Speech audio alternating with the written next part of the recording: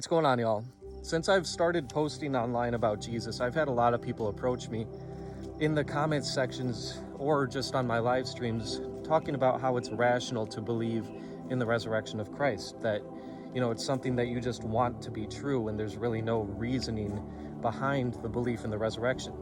So it wasn't always this way. I didn't always want to believe in the resurrection of Christ. I actually hated Christianity for a long time. About 5 years of my life, I thought Christians were all deceived and being held down by a religion that's enslaving them. But then I discovered, when I started taking Jesus seriously, I started checking out his source documents, that there actually is a good rationale behind believing in the resurrection of Christ, believing that he is who he claimed to be, and believing that the history behind Jesus is sound.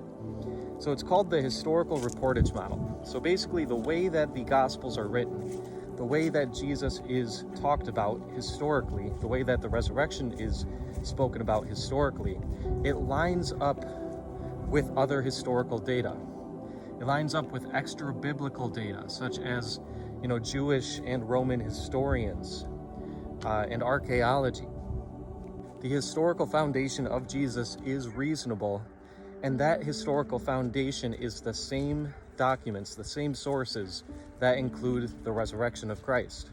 So this is why even atheists and agnostics who study the New Testament conclude that the disciples authentically believed they had seen Christ risen from the grave.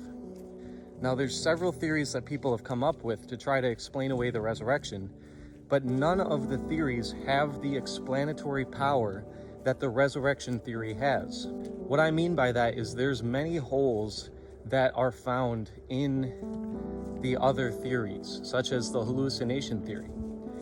If they had just hallucinated Christ risen from the grave, then that still doesn't explain away the empty tomb.